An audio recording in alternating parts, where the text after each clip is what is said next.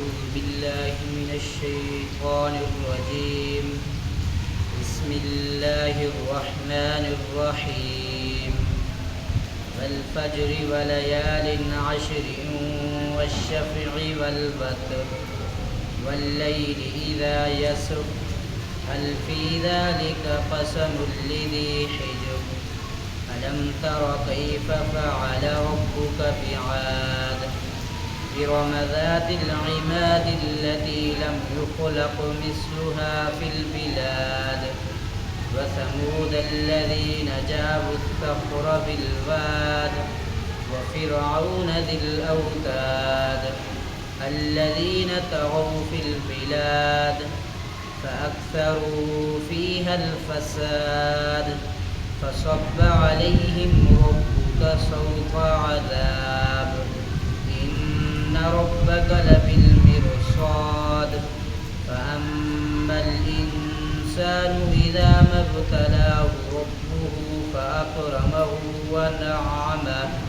فيقول ربي أكرمن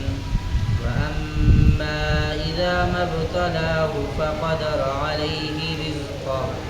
فيقول ربي أهانن كلا بل لا تكرمون اليتيم ولا تحاضون على طعام المسكين وتأكلون التراث أكلا لما وتحبون المال حبا جما كلا إذا دكت الأرض دكا دكا وجاء ربك والملك صفا صفا وجيء يومئذ بجهنم يومئذ يتذكر الإنسان وأنى له الذكرى يقول يا ليتني قدمت لحياتي فيومئذ لا يعذب عذابه أحد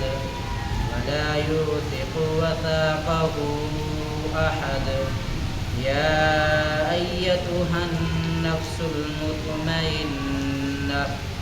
ارجعي إلى ربك راضية مرضية